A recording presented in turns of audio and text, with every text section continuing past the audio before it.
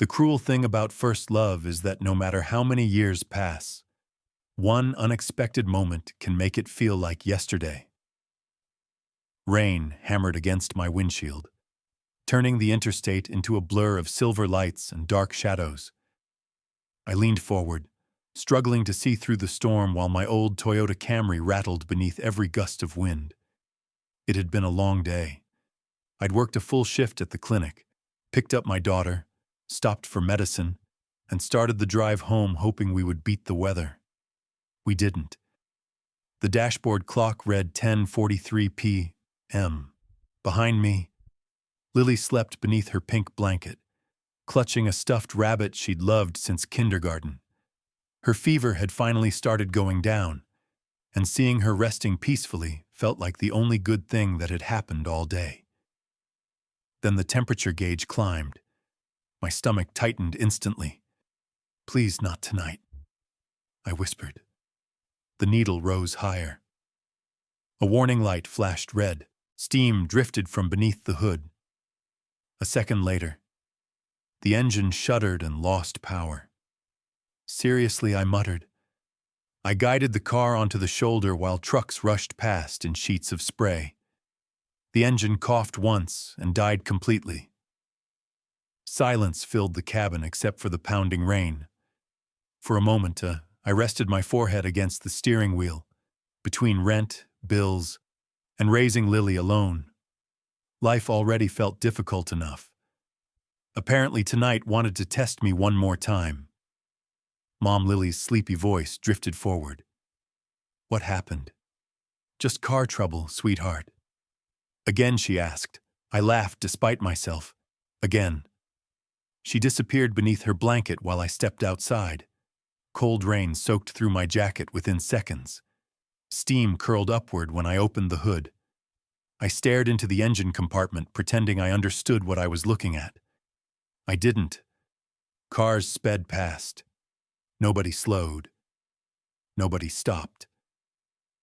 10 minutes passed. Then 15. My hands were freezing, and I was beginning to wonder how much a tow truck would cost when bright headlights appeared behind me. A black SUV slowed and pulled onto the shoulder ahead, then another, then a third. My pulse quickened. The driver's door opened. A tall man stepped into the rain. Even from a distance, he carried himself differently, calm, confident, certain. He walked toward me in a dark overcoat while rain rolled off his shoulders. "Need help?" he asked. Something about his voice felt strangely familiar. "Depends," I replied. "Can you fix whatever disaster is happening under there?" A faint smile touched his lips. He looked beneath the hood for a few seconds before nodding. "Radiator failure. You're not driving this anywhere tonight." I sighed. That's what I was afraid of. Before either of us could say more, the rear door opened. Lily stepped out wrapped in her blanket. The man turned toward her and froze. His eyes locked onto hers. Slowly. His gaze lifted to me, and the moment I recognized those storm-gray eyes, my heart stopped. Because standing in front of me was Ethan Moretti, the first boy I had ever loved, and the one man I never expected to see again. For several seconds, neither of us moved. Rain pounded against the highway while cars rushed past in blurred streaks of light. But everything around me seemed distant. Ethan Moretti stood only a few feet away, and 15 years vanished in an instant. I remembered football games under Friday night lights, summer evenings at the lake, the promises two teenagers make when they believe the future belongs to them. Back then, I had believed every word. "Olivia?" he asked quietly. Hearing my name in his voice again sent a strange ache through my chest. "Ethan," I replied. His expression shifted between disbelief and recognition. "I cannot believe it is really you. Neither could I." Lily looked from me to him with curiosity. "Mom, who is he?" she asked. I forced a small smile. An old friend. Ethan's eyes remained on my face. A very old friend. Something about the way he said it made my stomach tighten. Before either of us could continue, one of the men from the SUVs approached, carrying an umbrella.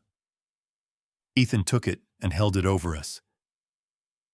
"You and your daughter should not be standing out here," he said. "There is a diner ahead. Let me arrange a tow truck. You do not have to do that. Please," he said gently. The familiar concern in his voice caught me off guard. Some things had changed. Some had not. After a moment, I nodded. "Thank you." Within minutes. One of his drivers was handling the tow truck while we climbed into a warm SUV. Lily settled into her seat and wrapped the blanket around her shoulders. "This car is really nice," she announced. Ethan smiled. "I am glad you approve. Mom says our car is falling apart." "Lily," I warned. She grinned unapologetically. Ethan laughed softly. The sound stirred memories I had not touched in years. We drove through the storm in silence. I found myself studying his reflection in the window. He looked older, stronger, more confident. The awkward teenage boy was gone. In his place sat a man who carried himself with quiet authority. Yet his eyes were exactly the same. Storm gray, steady, familiar. "I looked for you," he said suddenly. My breath caught. What his gaze remained on the road. "After you disappeared." The words hit harder than I expected. For years, I had convinced myself he moved on, that he forgot. I never got an explanation. He continued. Pain lingered beneath his calm voice. I stared down at my hands. Neither did I. I whispered.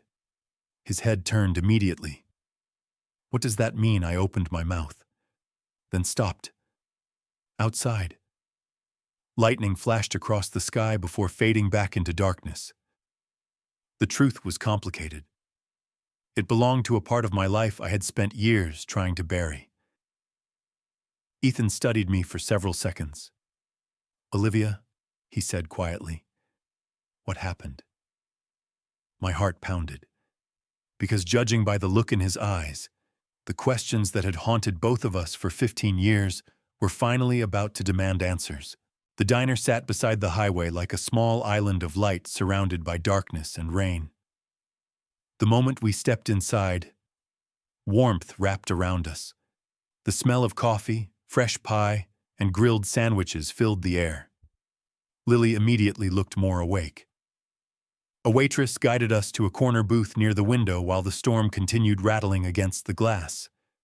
I slid into one side of the booth with Lily beside me. Ethan sat across from us. For a moment, nobody spoke. It felt strange. 15 years of silence, and somehow we were sharing a table at 11 o'clock on a rainy night. Lily studied the menu with serious concentration. "Can I get pancakes?" she asked. "It is almost midnight," I said. "So that is a yes," Ethan smiled. "I think that sounds reasonable." Lily beamed at him. Traitor. A few minutes later, hot chocolate arrived for Lily while Ethan and I settled for coffee. The steam curled upward between us. I wrapped my hands around the mug, grateful for the warmth. "You still drink coffee with too much cream," Ethan said suddenly. I looked up. "You remember that?" He shrugged lightly. "You used to complain coffee was too bitter." Despite myself, I laughed. "I was 17. You are still doing it."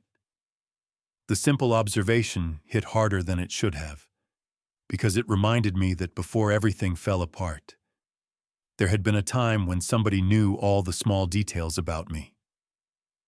Lily took a sip of her hot chocolate and frowned. "How do you know so much about my mom?" Ethan looked at her. "We knew each other when we were young. Like school, like school." "Were you friends?" she asked. Ethan's eyes shifted briefly toward me. "Something like that." I suddenly became very interested in my coffee cup. Thankfully, Lily became distracted by her pancakes when they arrived.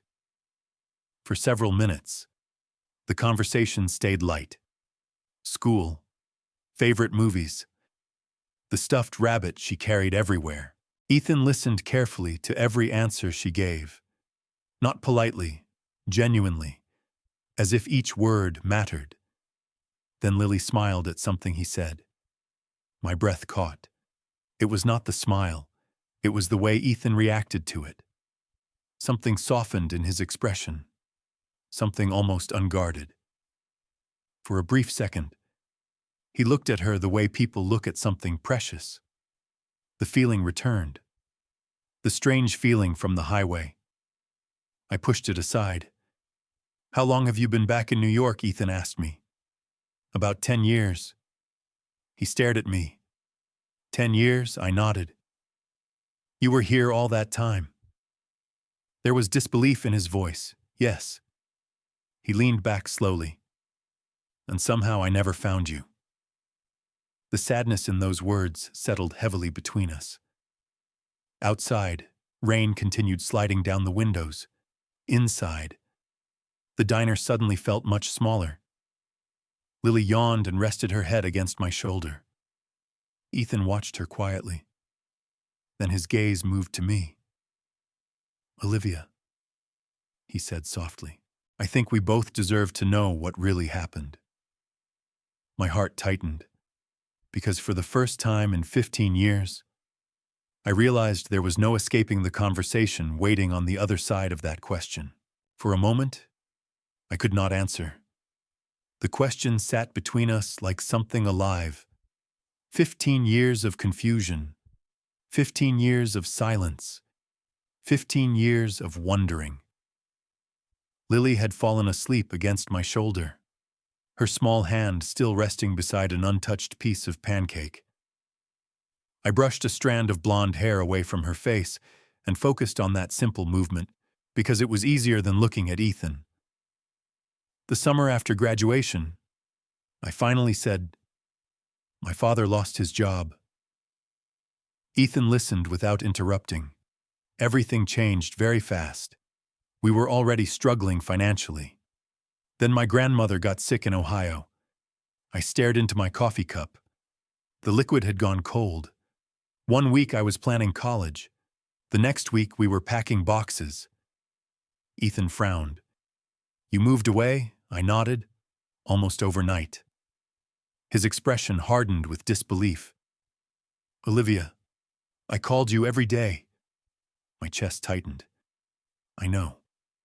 Then why did you never answer? The hurt in his voice sounded as fresh as if it had happened yesterday. Because I never got the messages. He stared at me. What my father disconnected our phone before we left. Silence followed. Rain tapped softly against the diner windows. Somewhere near the counter, dishes clinked together. Normal sounds, ordinary sounds. Yet everything felt different now. I wrote letters, Ethan said quietly, every week. I looked up. Letters, dozens of them. My heart skipped. I never received any letters. The confusion on his face mirrored my own. That is impossible. I am telling you the truth. For several seconds, neither of us spoke. Then memories began surfacing. Small details I had buried years ago. My father checking the mailbox before I could. His strange mood whenever I mentioned Ethan. The arguments he never explained. Suddenly, a possibility formed in my mind. One I had never considered before. My father did not like us being together, I said slowly. Ethan leaned forward. Mine did not either. I blinked. What a humorless smile crossed his face. My father thought I was too focused on you and not focused enough on the future he wanted. The realization settled over both of us. 2 families, 2 disapproving fathers, 2 teenagers who believed they had been abandoned. All these years, Ethan said softly. I thought you left without saying goodbye. pain flickered across his features. "I thought you stopped loving me." My throat tightened, and I thought the same thing about you. The words hung in the air. 15 years wasted because of assumptions neither of us had chosen. Ethan looked away briefly and rubbed a hand across his jaw. For the first time that night, he seemed genuinely shaken. That means everything I believed was wrong. Me too. Outside, the storm had finally started easing. The rain was lighter now. The world beyond the windows looked calmer. Inside, however, my heart felt anything but calm, because something had changed. The story I had carried for 15 years no longer made sense, and judging by the look in Ethan's eyes, he had just realized the same thing. Then his gaze shifted toward the sleeping child beside me. He studied Lily for a long moment before looking back at me. And for the first time all night, a new question appeared in his eyes, one he had not asked yet, one I suddenly feared more than any question about the past. The question remained unspoken, but I could feel it growing heavier with every passing second. Ethan was trying not to stare, trying not to compare details, the color of Lily's eyes, the shape of her smile, the way she tilted her head when she slept. I knew exactly what he was thinking because I had seen the realization forming ever since the moment she stepped out of the car on the highway. The waitress stopped by long enough to refill our coffee before leaving us alone again. Ethan wrapped his hands around the mug but never took a sip. His attention kept drifting back to Lily. "How old is she?" he finally asked. My heart skipped. 8. He nodded slowly. "She seems like a great kid." "She is." A small smile touched my lips. Talking about Lily was always easy. She loves books, hates vegetables, and somehow manages to ask more questions in one day than most adults ask in a month. Ethan laughed softly. "Sounds familiar." I looked up. "What does you—" The answer caught me off guard. "You used to ask questions about everything." For a moment, we both smiled. Then the silence returned. The dangerous kind. The kind filled with things neither person wanted to say first. Ethan glanced toward the window. Rain still slid down the glass, but the storm had weakened. "Are you happy?" he asked suddenly. The question surprised me, not because of what he asked, but because of how sincere he sounded. I thought about it carefully. "Most days." He nodded. "That is a real answer. It is the only one I have." Happiness was not something that arrived all at once. It existed in pieces. A good day at work, a quiet evening at home, Lily laughing at something ridiculous. Life was not perfect, but it was mine. Ethan looked down briefly before meeting my eyes again. "I am glad." There was something genuine in those words, something that made my chest ache. Because despite everything, part of me had always hoped he found happiness too. "What about you?" I asked. He hesitated. "I built a successful life." It was not an answer. He knew it. I knew it. "That is not what I asked." A faint smile appeared. "You always did that." Did what refused to let me avoid a question. For the first time all night, his expression softened completely. I saw a glimpse of the boy I used to know. The boy who once spent an entire summer teaching me how to drive a stick shift, even though I nearly destroyed his transmission. Then his gaze drifted toward Lily again. The softness disappeared, replaced by uncertainty. "Olivia," he said quietly. My pulse quickened. Yes, he took a slow breath. Outside, the storm clouds were finally breaking apart. Moonlight began appearing between them, inside the diner.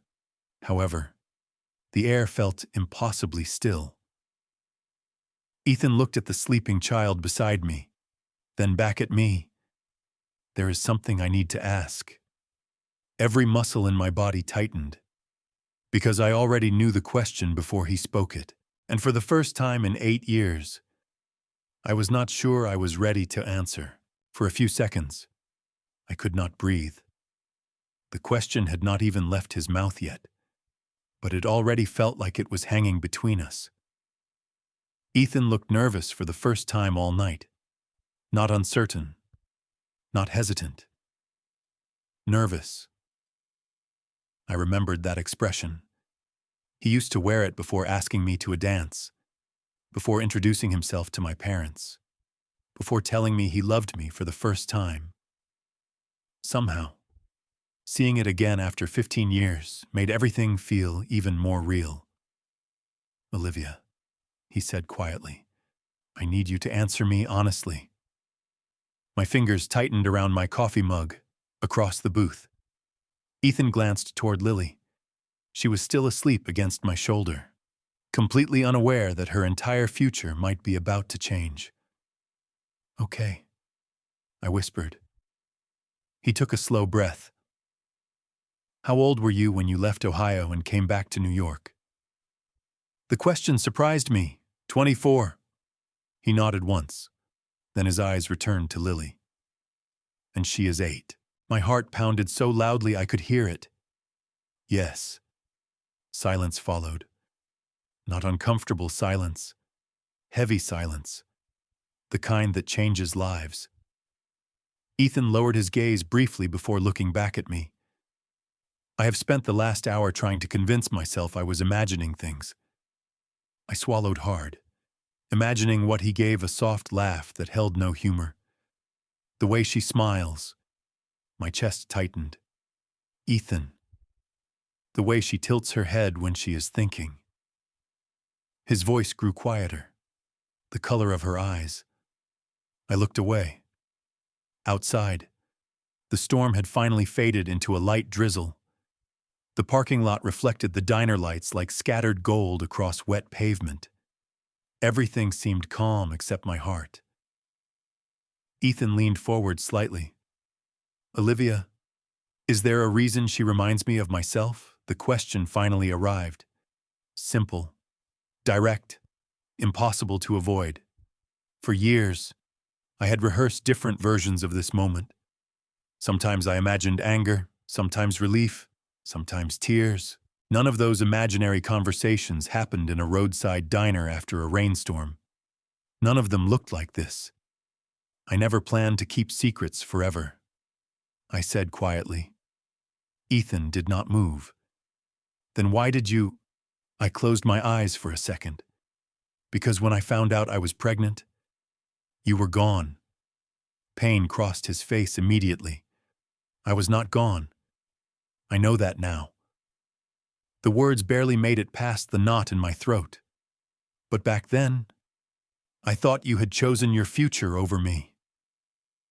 Ethan stared at me as if he could not believe what he was hearing. "Olivia." I was scared. My voice trembled. I was 23, alone, and trying to rebuild my life. Every day felt like survival. For a long moment, he said nothing. Then he looked at Lily again. His eyes softened in a way I had never seen before. "You're telling me," he said carefully, "that for 8 years, I nodded before he could finish. Tears blurred my vision. Yes." Ethan froze completely. The world outside continued moving. Cars passed. Rain fell. Coffee machines hummed behind the counter. But inside that booth, time stopped. Because the truth was finally out, and nothing between us would ever be the same again. For several seconds, Ethan did not speak. He simply sat there staring at Lily as though the entire world had shifted beneath him. I could almost see the thoughts moving behind his eyes. 8 years of birthdays. 8 years of school mornings. 8 years of memories he never knew existed. The realization settled slowly, and somehow that made it harder to watch. Finally, he looked back at me. There was no anger in his expression, no accusation, only sadness. 8 years, he said quietly. I nodded. 8 years. He leaned back and ran a hand through his hair. The calm confidence he carried seemed to disappear. For the first time that night, he looked completely lost. "I missed everything," he whispered. "Her first day of school. Every Christmas. Every little moment." I lowered my eyes. "I never wanted to hurt you." "I know."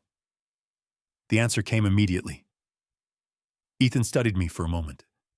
"If there is one thing I remember about you, Olivia, it is that you never acted out of cruelty." The faith in those words nearly broke me. For years, I had imagined this conversation ending with blame. Instead, it felt like two people mourning the same loss. Lily shifted in her sleep and rested her head more comfortably against my shoulder. Ethan's gaze followed the movement. A small smile touched his face. "She really likes pancakes." I laughed softly. "More than she likes vegetables. That definitely came from you." The tension eased slightly, not completely. Just enough for both of us to breathe. Outside, the storm had finally passed. The parking lot glistened beneath the diner lights. Ethan looked out the window before turning back toward me. "Does she know anything about me?" I hesitated. "Only that there was someone important in my life a long time ago." He nodded slowly. "And what did you tell her?" I thought about every question Lily had ever asked, every school project, every moment she wondered about the missing pieces of her story. "I told her you were kind," I said quietly. "I told her you made me laugh." Ethan lowered his eyes. "Anything else?" I told her you once promised me the stars when we were 17. A soft laugh escaped him. "That sounds like something I would say." "It does." For the first time all night, silence felt less painful. Not because the hurt was gone. It was not.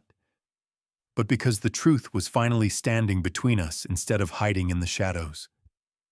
Then Ethan reached into his wallet and removed an old photograph. My breath caught instantly. It was us. 17 years old, standing beside the lake the week before graduation. The edges were worn from years of handling. "You kept it," I whispered. Ethan looked at the picture and smiled sadly. "I never stopped carrying it." My chest tightened. 15 years had passed. Entire lives had been built. Dreams had changed. Yet somehow that photograph remained. A reminder that some people leave your life, and some never truly leave your heart. Then Ethan looked at Lily again, and I realized the future was about to become far more complicated than either of us had imagined. The tow truck arrived just after midnight. By then, the diner had grown quiet. A few late-night travelers occupied scattered booths, and the waitress had started wiping down empty tables. Lily was still asleep against my shoulder. Ethan stood when he saw the driver pull into the parking lot. "I will take care of everything," he said. "You do not have to worry about the car tonight." "Ethan, you do not need to keep doing that." He gave me a look I remembered from years ago. The look that meant he had already made up his mind. "Let me help." I wanted to argue. Instead, I nodded. Some battles were impossible to win. A few minutes later, we stepped outside. The air smelled fresh after the storm. The clouds had cleared completely, revealing a sky filled with stars. Lily stirred awake as Ethan opened the SUV door for us. "Are we home?" she asked sleepily. "Not yet," I said. "Soon." She rubbed her eyes and looked at Ethan. "Are you coming too?" The question seemed to catch him off guard. "Only if your mom wants me to." Lily considered that answer carefully. "I think she does." My face immediately grew warm. Ethan smiled. "That is very kind of you to say." The drive back to the city felt different from the drive to the diner. The tension had not disappeared, but something had changed. The truth was no longer hidden. There were still questions, still emotions neither of us fully understood. But at least we were finally standing on the same side of the conversation. Lily eventually fell asleep again. The soft rhythm of her breathing filled the back seat. Ethan glanced at her in the rearview mirror more than once. Each time, his expression softened. Each time, my heart ached a little more, because I knew what he was thinking. 8 years. 8 years he could never get back. When we finally reached my apartment building, Ethan parked at the curb and turned off the engine. Silence settled inside the vehicle. For a moment, neither of us moved. Then he looked at me. What happens now? The question felt enormous, bigger than either of us, bigger than the years we had lost. I looked toward the building where Lily and I had built our life together. The small apartment, the routine, the world that suddenly felt less certain than it had a few hours ago. I do not know, I admitted. Ethan nodded slowly. Fair answer. Then he reached into his jacket pocket and pulled out a business card. He placed it gently in my hand. Whatever happens next, you will not face it alone. Emotion tightened my throat. Ethan, I mean it. His voice was calm but steady. For 15 years, I thought I lost you forever. Tonight I found out I was wrong. I looked down at the card, then back at him. For a second, neither of us spoke. The city lights reflected in his storm-gray eyes, the same eyes I had once trusted with my whole heart. Good night, Ethan, I whispered. He smiled sadly. Good night, Olivia. I lifted Lily into my arms and started toward the building. Halfway to the entrance, I looked back. Ethan was still there, still watching. And something deep inside me realized this was not the end of our story. It was the beginning of a chapter neither of us had expected. The next year passed more quickly than I thought possible. Some days felt ordinary, others felt like miracles. The morning after the storm, I expected confusion. Instead, Ethan called exactly when he said he would. Not to make demands, not to force his way into our lives, just to ask how Lily was feeling. That became the pattern. One phone call turned into two. Two turned into visits. Visits turned into Saturday breakfasts, school events, and afternoons at the park. At first, Lily simply thought he was a family friend. Then one evening, after months of conversations and careful honesty, we told her the truth. I had rehearsed that moment 100 times. I expected tears, questions, maybe even anger. Instead, Lily sat quietly for nearly a minute. Then she looked at Ethan and asked the only question that seemed to matter to her. Does this mean you are staying? Ethan's eyes immediately filled with emotion. If you want me to. Lily smiled. Good, because I already told my rabbit about you. Somehow that answer broke both of us. From that day forward, something changed. Not overnight. Not magically. Trust takes time. Families take time. But slowly, piece by piece, we built something none of us expected to find. Ethan attended parent-teacher conferences. He learned how Lily liked her pancakes. He discovered she hated math homework and loved astronomy. He never tried to replace the years he had missed. Instead, he focused on the moments he still had. One Saturday afternoon, I found them sitting on the roof of my apartment building looking at the stars through a telescope Ethan had bought for her birthday. Lily pointed excitedly toward the sky, while Ethan listened as though every word she said was important. Watching them together felt like watching two missing pieces finally finding where they belonged. A few weeks later, Ethan asked me to meet him at the lake where we had taken that photograph so many years ago. The same water, the same sunset, the same gentle breeze moving across the surface. Time had changed us, but somehow the place felt untouched. We stood there quietly for a while before he finally spoke. "I spent 15 years building a life," he said. "I thought success would make me happy." I looked at him. Did it? Ethan smiled softly. "Not the way this does." Then he reached into his pocket and pulled out the old photograph, the one he had carried all those years. "I kept this because I thought it was the closest thing I would ever have to you." His voice grew quieter. "I never imagined I would get a second chance." Emotion tightened my throat.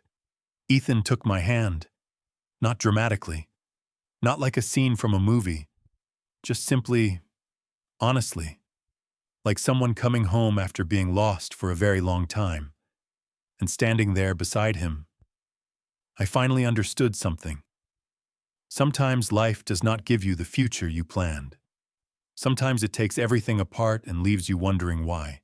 But every once in a while, after years of mistakes, distance, and missed chances, life gives you something even better. It gives you the chance to find your way back.